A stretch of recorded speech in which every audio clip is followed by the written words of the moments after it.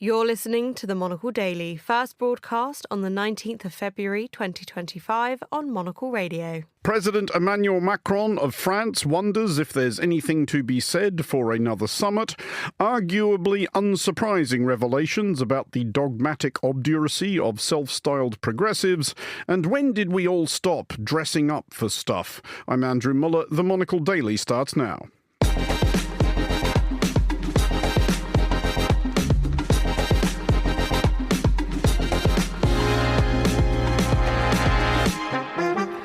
Hello and welcome to the Monocle Daily, coming to you from our studios here at Midori House in London. I'm Andrew Muller. My guests Alex von Tunzelmann and Michael Binion will discuss the day's big stories. And in the latest of our dispatches from the World Government Summit in Dubai, we'll meet Emily Yang, co-founder of the creator platform Shibuya.film. Stay tuned, all that and more coming up right here on the Monocle Daily.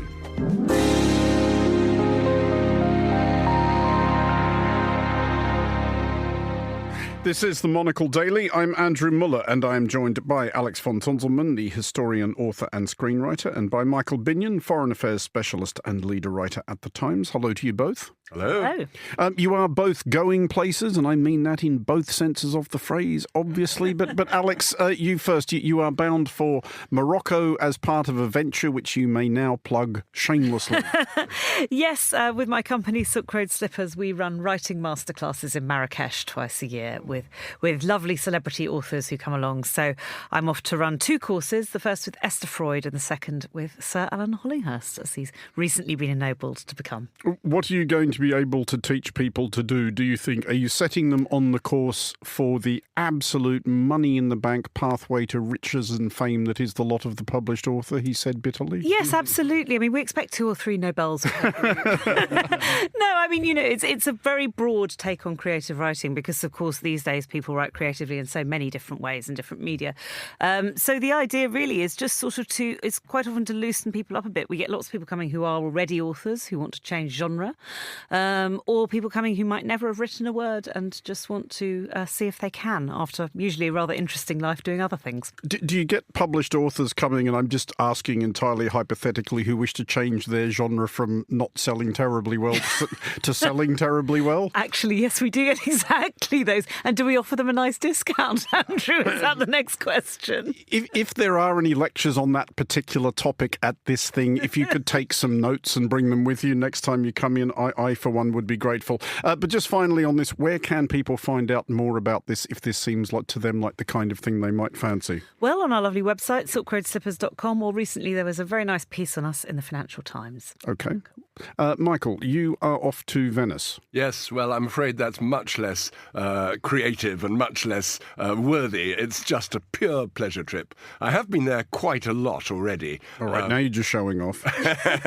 Well, I have to say, not at my own expense, at the Italian government's expense, because they run a wonderful seminar for journalists, and they invite people from the main media, newspapers, television, broadcasting. All Are you saying that Monocle Radio is not the main media, Michael? Because they sure as hell have never invited me. Oh, well, you've missed something, I have to say. And I've missed going there, and it's just so amazing. It really is an amazing place, but I'm afraid it's pure indulgence. It's not any great cultural project except to just gawp about and have fun. Well, try not to fall into a canal. Again, he said bitterly. A theme is emerging.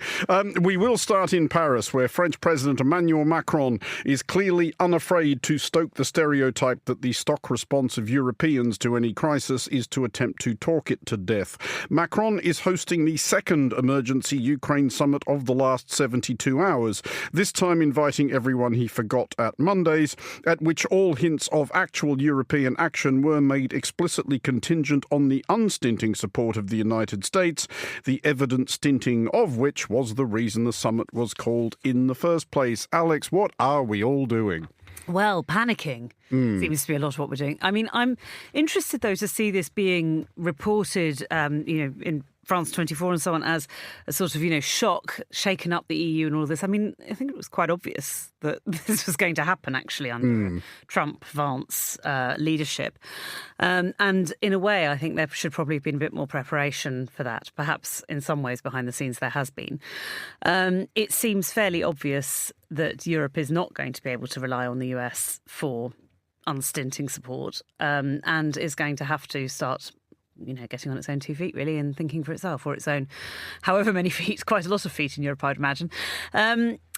So, yes, it has certainly produced a shockwave, and I think particularly, of course, I think you were there, Andrew, Vance's speech in Munich. I was in the vicinity, if not the room, yes. Yes, which certainly seems to have shaken people up a good deal, I think, not just because of the sort of somewhat expected turn on it, but the kind of particular language that's been used and, the sort of the open kind of hostility, really, to the European project.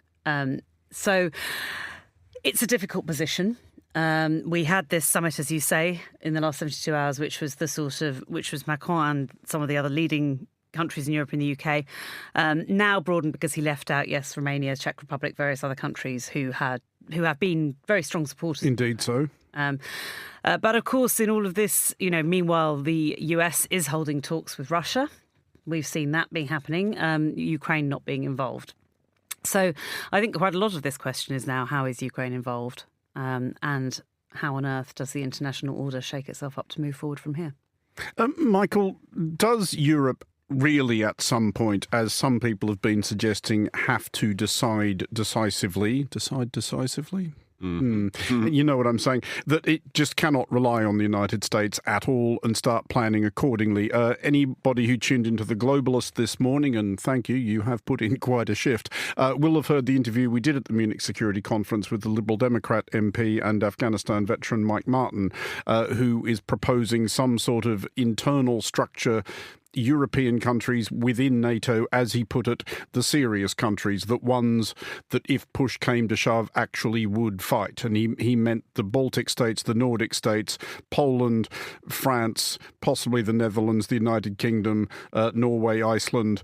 But that might have to sort of hive itself off from NATO and start talking amongst itself. Is something like that plausible? Well, yes. I don't think we're quite there yet, thank goodness. We're not actually facing an immediate military invasion, but we certainly are facing a huge break with the United States. And it's quite clear the Trump administration and Donald Trump personally just doesn't like Europeans. I mean, he was extremely rude. He's married several. Yeah, well, yeah, exactly. He's married several. He's married several Central European, and he doesn't seem to like them much either. I mean, if you include Ukraine, he said President Zelensky was a dictator, that he was stupid, he could have stopped the war straight away.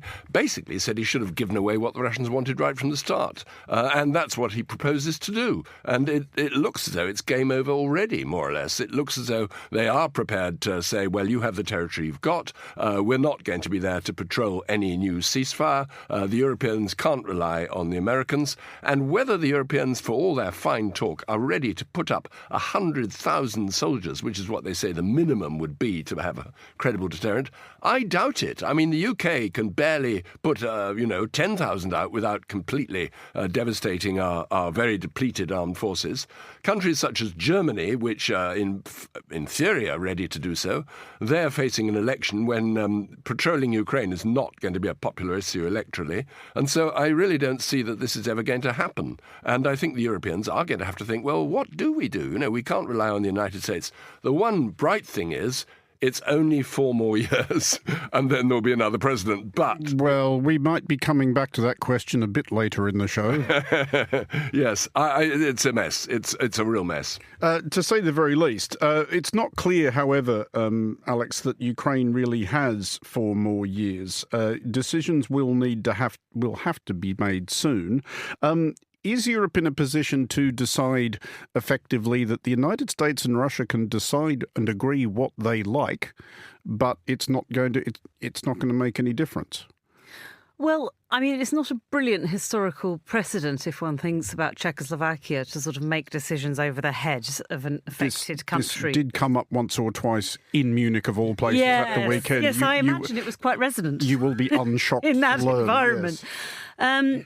I think it's quite worrying to just allow that to happen. But I do think Michael's absolutely right that it's sort of a question of what can be done and how quickly can it be scrambled, to get these sorts of things together. I mean, for years, of course, there's been talk about whether the EU should have a standing army, whether the defence capacity is reasonable enough. And actually the US, of course, has long-term rather discouraged the Europeans from having independent defence capacity against from the US. But at this point, that looks like possibly a bit of a mistake on Europe's front, not to push that perhaps a bit more. There have got to be some serious questions about it, and I imagine this is preoccupying those European leaders who are discussing this really quite a lot. A question of what they can do. And I mean, I think Trump has today come out with even more sort of, angry posts on social media about this situation, really kind of going after Zelensky specifically. He's obviously pretty dedicated to what he's going to do about it. But I mean, at the same time, as I say, there is a long history of this. I mean, Trump railed against NATO in 1987 after his trip to the Soviet Union. That was, that he went on with Ivana, the first of the European wives that you mentioned, when he was, most probably wined and dined quite extensively under KGB's eyes. He then came back and placed an advert in newspapers saying, how NATO was useless even then. So this is quite a long-term issue. I think one point that is going to confront the Europeans straight away is if they're going to build up their defences and pay for it, where's the money coming from? If we're going to move from 2.5 up to 3% of our GDP... Which is a lot of money. A lot of money. And it means that hospitals, schools, National Health Service, almost everything is going to have to take a cut just at a time when they're all calling for more. And that's the same in every NATO country. And there will be huge public opposition to that until the public really thinks, oh my God, war is coming, and then maybe they will start to pay.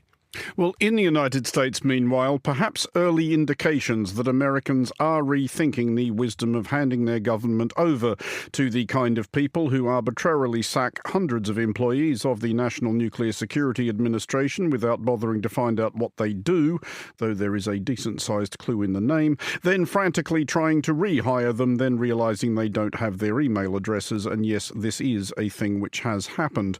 Latest polling notes a small dip in approval ratings from President Donald Trump from 45 to 44%, and a marked spike in disapproval from 41 to 51. Alex, do we see these trends continuing? We should actually note, however, that 44% approval is a number that a lot of recent presidents would have swapped at least Marine One for. It's actually not bad by recent historical standards. But if the economic impact of what he is doing becomes more and more noticeable, we have egg prices, which were a totem of his campaign, are now at record highs. And the subplot there is that several Department of Agriculture employees who were working on the avian flu outbreak, which is causing that spike in egg prices, have been fired, and I quote, by accident. Yes. I know that we are now in the situation where if you describe in quite neutral terms what's happening in the US, you sound like a completely crazy person, which perhaps sort of gives you some measure of what it is and what's going on. The egg prices have gone up, and this was even on Fox News, from sort of $2 something a dozen up to over $8 a dozen. I mean, that really is an absolutely enormous jump since Trump came into office. And actually, I saw trending on social media, on Blue Sky, these posts where people just write "Trump take egg" and then post pictures of empty egg shelves in supermarkets. And I think "Trump take egg" is a very effective political slogan, perhaps from its sheer ungrammaticalness. It's very memorable. This will start to hit people, and I think the other thing that's really starting to hit, although again it's in pockets, so it's not yet kind of national, but certainly say around the DC area, where a lot of people are federal employees, a lot of them are now unemployed, and that's going to create great hardship in those particular pockets, which will have an effect. It will, because there's massive knock-ons to local businesses, obviously. To everything, to absolutely everything, and this. Could be it could be slow, it could be faster moving than we think. The dollar's been on the slide. And of course, there's still the threats of various tariffs that could come in as well, which despite some voters seeming to think that foreign companies pay, actually they will be paying, is the point of that. And lots of, tariffed products would be very involved in things like the car industry, which Americans very much depend on. I think those signs are really bad. And I mean, I think it's very interesting to see what will happen as a result of these slashing great cuts that Trump and Musk seem to be putting through. if one looks at the way both of them have run their own businesses in the past, it's perhaps not terribly encouraging. They're both very move fast, break things people. Certainly, if one looks at what's happened with Musk's takeover of social media site Twitter, that's had pretty dreadful results. Perhaps politically what he wanted, but financially absolutely not. And it seems at the moment that they're kind of yanking out the wires from the whole machinery of American government without really working out what they do. And I do think, there's going to be quite a serious after effect of this. Can we hold out any hope, do you think, Michael, that Trump's reliance on the economy, his dependence for his own popularity on his economic record, might ultimately serve as some sort of brake on the vandalism that Alex describes? Not necessarily. Excellent. I think Trump is transactional. He'll do whatever seems to profit him or what he thinks in the short term will profit the country. At the moment, interestingly, the American public is completely unfocused of all the crisis Trump is causing with his neighbours and his allies. I mean, they're sort of thinking Canada, well, bad luck, Canada, Mexico, we don't care about them. And the Europeans, they're just a bunch of, lily-livered lot. So they don't mind at all about that. But they do mind about prices going up, particularly, staple products such as eggs. Trump is transactional. If he suddenly sees that that's causing him trouble, he will then suddenly reverse course. And what he might do is he'll blame the people he thinks have been causing this. And I wouldn't be at all surprised if he falls out with Elon Musk pretty soon. Not only will he blame Musk as a convenient scapegoat for sacking people, which is causing, widespread discontent, but also because they both have these enormous egos, two egos that size can't easily cluster together in the White House, I don't think. Which is something to look forward to. But on a related note, Alex, are you excited for Elon Musk's telegraphed visit to Fort Knox? He's apparently going to audit the gold reserves. Right. If anybody on the security gate at Fort Knox is listening, I would be very careful if he turns up with a large number of trucks. Yes, I wouldn't let him in. Musk is not auditing any of this stuff. He's going through it and slashing and burning. An audit's quite a serious process, which is not achieved as quickly as all of this, which is currently happening. And if you look so far, it doesn't inspire much confidence. For instance, on the website of his outfit, Doge, which he says is completely transparent, he's claimed $55 billion in savings already. Now, I put savings in inverted commas because, of course, just, you can save lots of money by not eating any food, but there is a problem that then occurs.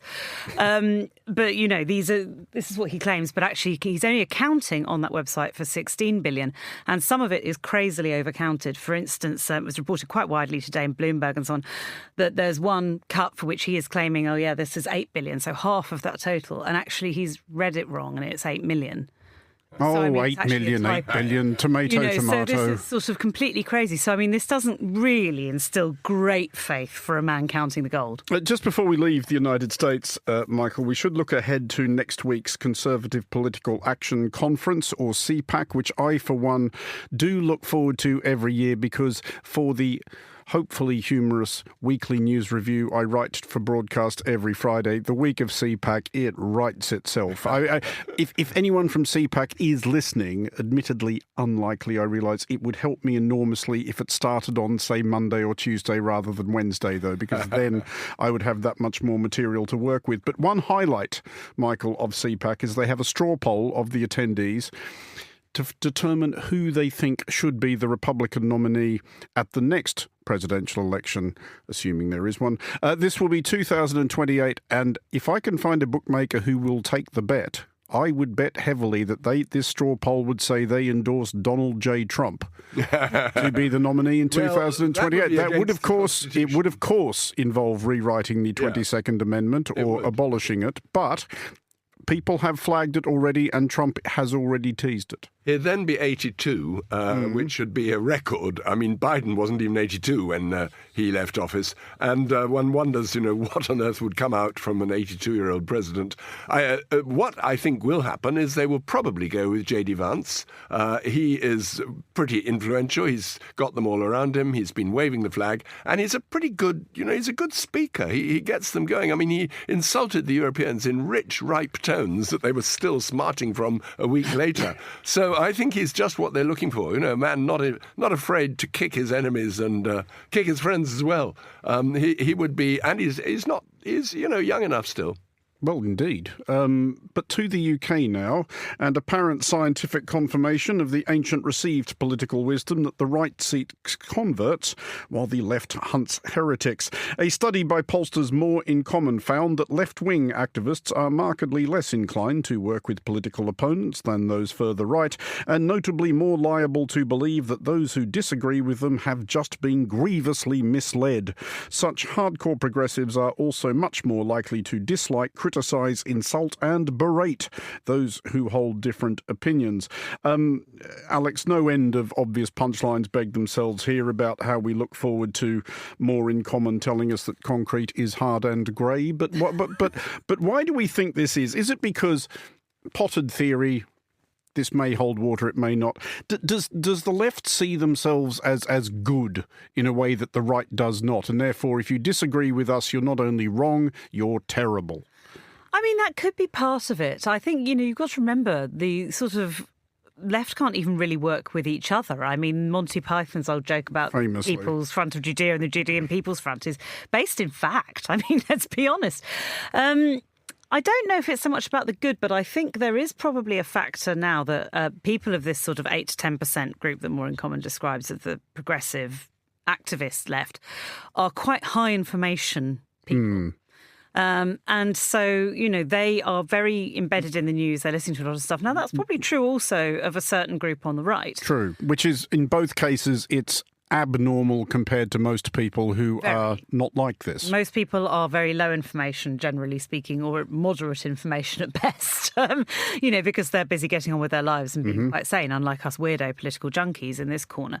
But I think, those voters, I mean, I don't know whether it's, there are absolutely moral judgments that go on, and I think that's right. But, they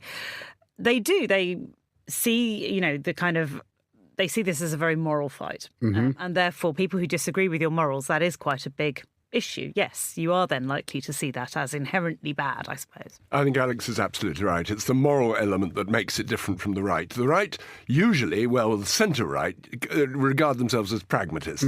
They do what needs to be done because it works, and this is how things... The left regard themselves as disciples and ideologues and people who have a sort of moral duty to change society for the better. And you can trace this back, several hundred years through kind of left-wing Christian activists. I mean, when you think of the Puritans, they were sort of left-wing in a way, and they had this great moral fibre, and it was all about, sin and damnation and all that. And the left does inherit some of that. They do see themselves as having a task, if not appointed by God, certainly appointed by their own left-wing conscience to reform the world in the right way. Do you, Alex, with your historian's hat on, see the modern British left as the spiritual descendants of Cromwell? I think we could take it back further than that. I think we could actually take it to Jesus himself, if you wished to. First century Palestinian hippie that he was. But absolutely, I think there's certainly an element of all of that sort of inherited tradition.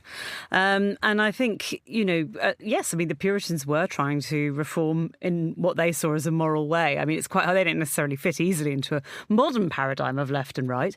But, there were, on the other side, there were some cavaliers having lots of fun and nice hair and hats.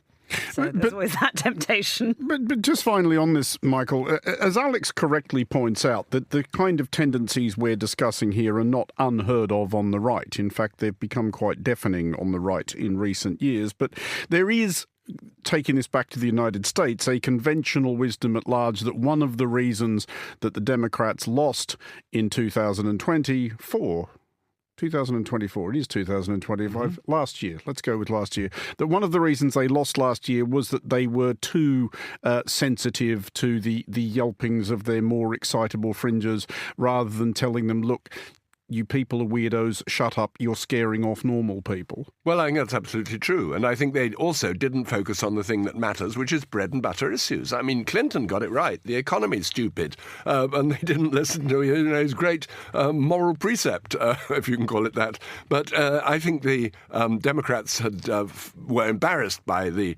left, because the left, after all, those on the left of the Democratic Party are quite a small minority of American public opinion, but they're quite noisy and they're articulate. And, of course, it was allied to this great new scare in America, which is wokeism gone rampant, wokeism taking over the whole country, which is why Trump is having an absolute field day at the moment, slaying everything that even smells of woke, and, inclusivity and all that is out of the window right now. Well, now to an amount of hand-wringing about declining standards of civility in our modern world, which is always fun. We are here riffing shamelessly on an observation by a correspondent to a forum in a famously self-regarding American newspaper, concerned that people have ceased dressing up to go out, that even in settings which would once have been considered formal, fine restaurants, the theatre, even the office, people are wearing more or less what they would to do the gardening. This does not, of course, apply to tonight's panellists, Alex and Michael, who are to be congratulated respectively on their fascinator and top hat, and I would at this time like to apologise that my spats are at the cleaners. Alex, are you buying this? Are you somebody who goes out and tuts at folk in leisure wear? No, people can do what they like. I do think hippie. Probably back to that again.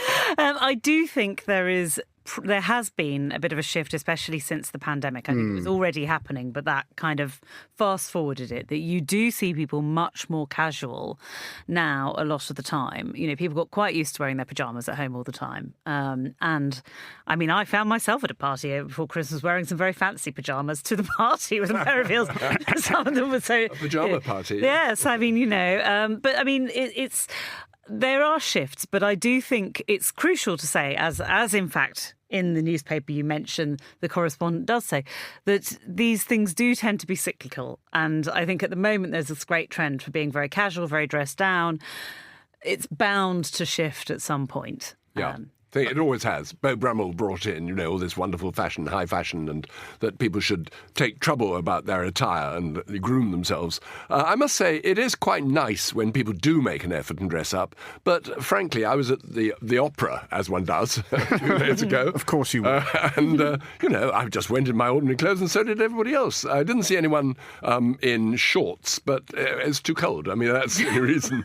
But it's noted that, London clubs, which once were extremely fussy in particular, most of them have said you don't have to wear a tie. They're still a bit fussy about trainers and jeans. That's not quite approved of. But it's trying to keep your thumb in the dike when the water's flooding through. It's not going to last. People just don't wear ties anymore, which is a great shame, because I've got about 40 sitting in the cupboard and they're beautiful. No one's stopping you, Mike. Well, I know. I could have worn a tie. Next time you right come, now, wear a tie. We'd be delighted. Alex, really, though, should not some standards be imposed at all? I speak as somebody who spends probably too much time in airports, which, for reasons I partially understand, partially don't, have just become repurposed by their customers as basically like adult creches. People just regress to this strange infantile state in airports, and I don't know whether what they wear in airports encourages that, whether it's a symptom or a cause, but I'm about this close, probably one more flight sitting next to somebody wearing shorts and flip-flops on a plane for suggesting that airlines impose dress codes. Now, you see, I was just about to say that airplanes would be a place I'd be quite forgiving about people wearing casual clothes, and then you mentioned the feet. I actually have a massive issue with people taking their shoes off on airplanes. I'm sorry, you should have socks and shoes on. I should not be able to see or smell your feet in any way. So it turns out I do, in fact, have quite a strong standard about this. I think, it's sort of, there is a level of course, of consideration for other people. And I do think that, there are, I think there are still quite a few restaurants and so on where if you really did wander in sort of shorts and not even a T-shirt, that you actually wouldn't be allowed in. And I think that's probably quite reasonable in that there's sort of a certain standard is reasonable. Well, seaside towns in the Mediterranean are trying to do that now. They're trying to make sure that beachwear stays on the beach and that you don't wander off, in your bikini to some smart restaurant, let alone a church, and that you actually put on clothes that are seen as semi-respectable. And that is trying to sort of, say, well, the beach is one thing, but beyond the seawall, you dress up. And I sort of think it would be nice to have some kind of agreed norms of what is right. Well, this is what I wanted to ask, Michael, and I'm going to rise above any jokes about, like, Beau Brummel having been a good friend of yours, but you would be able to recall a time when a certain amount of formality was the rule rather than the exception. So do you think anything is lost now that that's no longer the case? It was a bit intimidating, especially if you were quite young, that you felt you had to get the uniform right and you had to get this right. And particularly when you knew that in the old days, I'm talking, when I was young, like, shall we say a century ago. Circa the Asquith administration. The sort of high society was terribly snooty and snobbish about it all. George V spent more time grousing about whether people's buttons were done up correctly than anything else. He was an absolute martinet over this. And they used to fuss. And the Queen also, apparently, the late Queen, Elizabeth, was tremendously upset if the uniform of the various Grenadier Guards or whoever wasn't exactly as it should be. She knew, and she wanted it done the right way. And people did like the idea of you dress appropriately according to what was seen as the rules of your particular club or association or military rank or whatever. Alex, do you look forward to the pendulum swinging back towards formality or not? Well, in some contexts, I think it can be quite cheering, actually, to be a little bit dressed up and formal. So I don't think it's all bad. And I do think consideration for other people, my God, please keep your shoes on aeroplanes, is a reasonable thing to do. But I do, I think there is going to be some flexibility about this because people are living very individualised, very different lives now. And that does drive a certain amount of just not really wanting to do it. As Michael said, I don't think the tie is coming back anytime soon. But walking along, say, the Waterloo Station late at night, you very often see people in dinner jackets, men in dinner jackets, going to all kinds of, social events. And there's quite a trend. And that's not just the old buffers. The sort of 22-year-olds, they've got maybe even bought a dinner jacket. But they certainly got one on. Michael Binion and Alex von Tunzemann, thank you both for joining us. Finally, on today's show, as we have been hearing across Monocle Radio, last week Monocle attended the World Government Summit in Dubai. There, our team met global leaders and listened in on conversations on the big themes shaping the worlds of politics, technology and economics. At the event, Monocle's head of radio, Tom Edwards, was joined in our pop-up studio by Emily Yang, the co-founder and an artist at creator platform Shibuya.film. Tom started by asking Emily whether she thinks the creative sector is undervalued when it comes to economic growth. Even just with movies or TV shows or just art in general, you can see what happens when artists are given financial autonomy. Then they can literally create things that drive economic growth and create jobs for people. If you think about anime in general, it's transformed culture in general in Japan. And, in the West, it drives, not only tourism to Japan, but also transforms the fashion and technology and gaming industries overall. A lot of games are sort of surrounded through anime IPs, and that's just one example, right? You can see in Korea, when the government invests in infrastructures like K-pop, they can also create billion-dollar industries around that too. And then of course, the sort of Hollywood has shown where, not so much like when governments get involved, but just that when there's a giant structure built around storytelling, that it can literally be transformative. And I think that a lot of perception around culture, and governments in general, in politics, it's really at the end of the day the storytelling that matters the most. And I think it's exciting that technologies like AI are kind of helping artists find more autonomy as well, because they don't need major backing by huge studios in order to create something that's meaningful. Well, just on that point, Emily, obviously one of the, again, I think sometimes a little bit of a lazy narrative is, with AI, we won't need the artists, we won't need the journalists, we won't need writers, because AI within X years is going to be able to do that. Clearly, from what you say, like we had these conversations about early computers or whatever else it might be, your view is this is a tool. It's another lever for creative, talented people to use. Do you have some misgivings or concerns, though, about AI encroaching into the creative space? I sense that you seem broadly confident and optimistic, but there's a little bit of a tension. Is it just a healthy tension? Being an artist myself, it's ironically actually a lot of the artists right now who are against this AI technology, and I think it's understandable because people are afraid of change and they don't want their jobs to be taken away. But at the end of the day, I think that at least right now, maybe until we reach the singularity, technology will always be a few steps behind human ingenuity. And then so in that case, technology will always be a tool. It's kind of like I can give you a film crew, not even just a camera, but a literal film crew, but you're not going to create the same movie as somebody like Darren Aronofsky because... Well, you never know, Emily. Maybe maybe I've got lots of untapped potential. Sorry, I'm actually talking about myself. So, I think the creativity still lies around how you're using the tools and also how much sort of culture and art and information that you've ingested over the years. I mean, our brains are literally the original LLM, right? And so it's always going to be, at least right now, way in advance of technology, but it's just technology can do it faster, which is honestly amazing for an artist. Let's talk a little bit more about your practice quickly. It is multidisciplinary by its nature. I'm always interested to ask artists, though, do you have a favourite expression? Is it, the sketchbook you carry around, very old-fashioned? Is it about the fascination with the tools at your disposal? Or actually, are your artistic tastes as Catholic as your practice, and it could be this one day and another? Do you have a favourite? My favorite is, as cheesy as it sounds, probably storytelling. And so you can storytell through either sketching or, making a whole film, or even sometimes through entrepreneurship and building a company. People always say like, oh, artists need to have a certain style, but I actually feel like that's not true, or it's kind of like limiting you to a specific genre or medium. Like, oh, your music has to be a certain style, or your visual art has to be a certain style. But yeah, really at the end of it, at least my personal passion is all about feeling certain feelings and emotions, being able to understand them, which already is a hard part. I think people often have difficulty even putting to words what they're even feeling. And then on top of that, sort of dissecting the feelings and then taking them apart and then putting back together using tools like technology or art, and then regurgitating it and spitting it back to your audience in a way that they can then feel what you were trying to feel when you were creating this piece of art is honestly, to me, the most powerful forms of communication and humanity.